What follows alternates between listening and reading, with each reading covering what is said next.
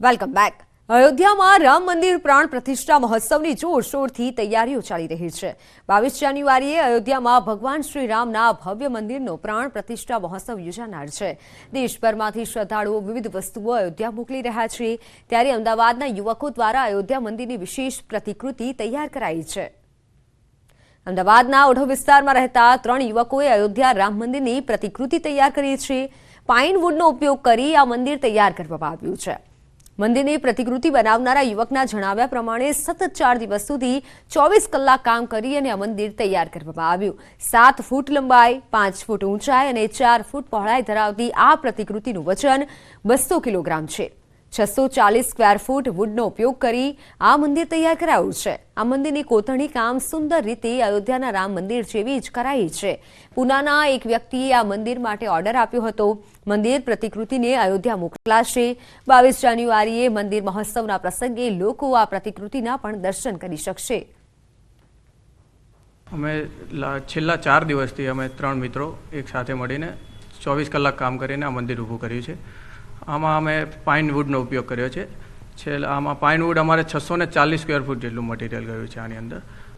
અયોધ્યા ખાતે ભગવાન શ્રી રામનું ભવ્ય રામ મંદિર છે તે નિર્માણ થઈ રહ્યું છે, ત્યારે તેની પ્રતિકૃતિ રૂપે અમદાવાદના ઓઢવ વિસ્તારમાં 3 યુવાનોએ આખું આ મંદિર છે તે બનાવ્યું છે। મને મળ્યું છે કે ગુજરાતનું આ સૌથી ઊંચું મંદિર હશે। કદાચ અનેક લોકોએ પ્લાયવુડ ઉપર કે અન્ય સ્ટ્રક્ચર ઉપર મંદિરો તો બનાવ્યા છે, પરંતુ આ પ્રકારનું મંદિર કદાચ ગુજરાતનું પહેલું મંદિર હશે કે જેની હાઇટ 5 ફૂટ છે, તેની જ આખી જે લંબાઈ છે તે 7 ફૂટની છે અને જે પહોળાઈ જે છે એ 4 ફૂટની છે। 200 કિલો વજન ધરાવતું આખું આ મંદિર છે। 640 સ્ક્વેર ફીટ જે વુડ છે, જે પાઇન વુડ કહેવામાં આવે છે, તે વુડનો ઉપયોગ કરવામાં આવ્યો છે અને પુનાના એક વ્યક્તિએ તેનો ઓર્ડર આપ્યો હતો, તેના કારણે 3 યુવાનોએ આખું આ મંદિર છે તે હાલ અહીં બનાવ્યું છે। જે અયોધ્યા જે જન્મભૂમિ છે અને જે મહોત્સવ 22મી તારીખે 22 જાન્યુઆરી જે ભવ્યાધિભવ્ય આયોજન થયું તેની સાથે જ આ મંદિર પણ ત્યાં રહેશે અને ત્યાં લોકો દર્શન કરી શકે તે પ્રકારની આખી વ્યવસ્થા છે તે કરવામાં આવી છે। પરંતુ ચોક્કસ એ માની શકાય કે ભગવાન શ્રી રામને લઈને અનેક અલગ અલગ જે લોકો છે પોતાનો ભાવ છે તે અહીં વ્યક્ત કરી રહ્યા છે। કેમેરામેન પંકજ મકવાણા સાથે પ્રણવ પટેલ, ન્યૂઝ 18 અમદાવાદ। નાતાલની રજાઓમાં એસઓયુ ખાતે 50,000થી વધારે પ્રવાસીઓ ઉમટ્યા હતા। નાતાલની રજાઓમાં નર્મદા ખાતે પ્રવાસીઓનો ધસારો ઉમટી પડ્યો છે, જેથી તંત્ર પણ સજ્જ બન્યું છે। પ્રવાસીઓની સંખ્યા વધતા સુવિધાઓમાં પણ વધારો કરવામાં આવ્યો છે।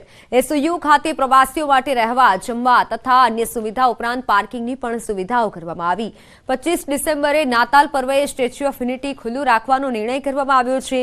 એસઓયુ પર પ્રવાસીઓ માટે સુવિધાઓમાં વધારો કરાતા પ્રવાસીઓએ ગુજરાત સરકાર અને પીએમની પ્રશંસા કરી હતી। દેશ અને દુનિયામાં પ્રચલિત એવું સ્ટેચ્યુ ઓફ યુનિટી હાલ 182 મીટરની પ્રતિમા છે, ત્યારે આ પ્રતિમા પર ખાસ કરીને મોટી સંખ્યામાં આ 3 દિવસના નાતાલની રજાઓ છે જ્યાં પ્રવાસીઓ ઉમટી પડ્યા છે। ખાસ વાત કરીએ તો તમે જોઈ શકો છો મોટી સંખ્યામાં અહીંયા આગળ પ્રવાસીઓ ઉમટી રહ્યા છે અને આ 3 દિવસની રજાઓમાં પ્રવાસીઓ ઉમટતા તંત્ર દ્વારા પણ તડામાર તૈયારીઓ કરી દેવામાં આવી છે, મોટી સંખ્યામાં ઉમટશે। પરંતુ વાત કરીએ આપણે પ્રવાસી સાથે, તો અહીં આવતા જે પ્રવાસી છે આજ 3 દિવસની રજાઓ છે અને રજાઓમાં તમે અહીં આગળ આવ્યા છો, કેવું લાગી રહ્યું છે? કેવી ખાસ मतलब काफ़ी अच्छा एक्सपीरियंस रहा है। अगर 3 दिन हम घर पे बैठ के बिताते तो बोर ही होते, बट यहाँ पे आके हमें अच्छा लगा। हमने वर्ल्ड की आपकी जो सबसे हाईएस्ट स्टैचू है वो हम लोग देख रहे हैं यहाँ पे, तो अच्छा है यहाँ पे। और काफ़ी मतलब बहुत सारे अम्यूजमेंट चीज़ें भी है जो हम लोग, जैसे सफारी है और आप लोग यहाँ पे रिवर राफ्टिंग है और फिर आपके कैक्टस पार्क है, तो there are lots of thing जो हम लोग यहाँ पे वीकेंड में कर सकते हैं। मैं बेसिकली बिहार से हूँ। जब हम गुजरात के बारे में सोचते हैं तो मैं पिछले 7 साल से यहाँ पे हूँ, तो जो एक पहली चीज़ हमारे मन में आती है सफाई, यहाँ पे सेफ्टी, सबसे बड़ी चीज़ जो है सेफ्टी। यहाँ पे 12 बजे रात को भी अगर हम घूमते हैं तो हम खुद को सेफ एंड सिक्योर मानते हैं। हमें मतलब कोई टेंशन नहीं होती कि हम अपने घर कैसे पहुँचेंगे, तो उस पॉइंट ऑफ व्यू से बहुत अच्छा है।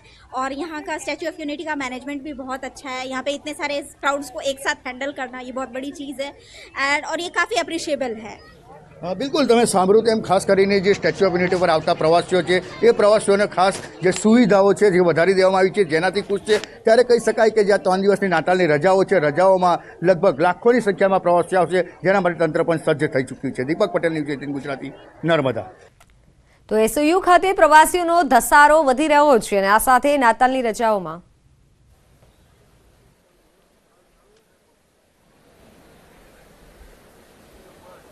રાજ્ય સરકારના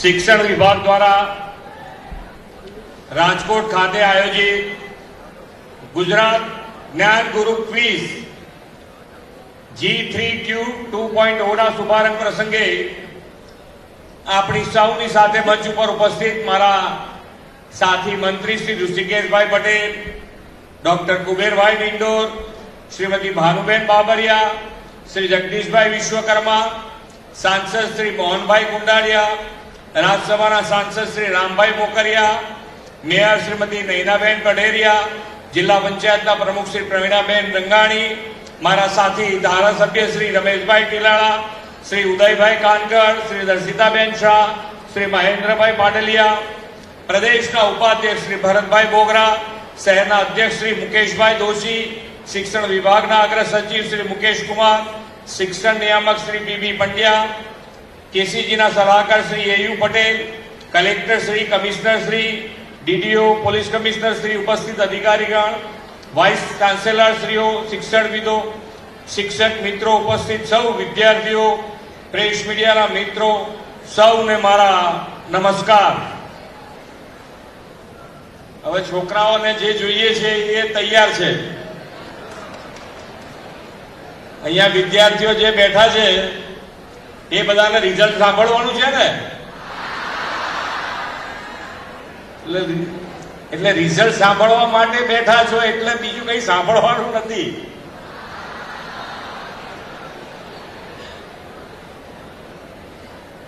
આ રેગ્યુલર રમાવાનું છે, બધા રમશો ને બરોબર? આપણા યશસ્વી વડાપ્રધાન શ્રી નરેન્દ્રભાઈએ ગુજરાતના સર્વગ્રાહી, સર્વપોષી અને સર્વસમાવેશી વિકાસનો મજબૂત પાયો પંચામૃતના શક્તિના આધારે નાખ્યો છે. તેમણે જ્ઞાન શક્તિના પંચામૃતની મહત્વપૂર્ણ શક્તિ તરીકે પ્રસ્થાપિત કરી છે. આદરણીય શ્રી નરેન્દ્રભાઈ મોદી હંમેશા કહે છે, શિક્ષણ માનવીને કંકરમાંથી શંકર બનાવે. કોઈ પણ રાષ્ટ્ર, રાજ્ય કે સમાજની પ્રગતિ માટે શિક્ષણ અનિવાર્ય છે. પ્રગતિ, વિકાસ ત્યારે જ વધુ ગતિમાન બને જ્યારે આપણામાં નવું કરવાની, નવું જાણવાની, નવું શીખવાની વૃત્તિ અને રુચિ હોય. આદરણીય વડાપ્રધાન શ્રીએ હંમેશા હરેક ક્ષેત્રે કંઈક નવું કરીને અગ્રેસર રહેવાના સંસ્કાર આપણને આપ્યા છે. આપણા બાળકો, યુવાનો જિજ્ઞાસા સંતોષાય, વિશ્વના પ્રવાહોથી તેઓ અપડેટ થતા રહે તેવી તેમની નેમ છે.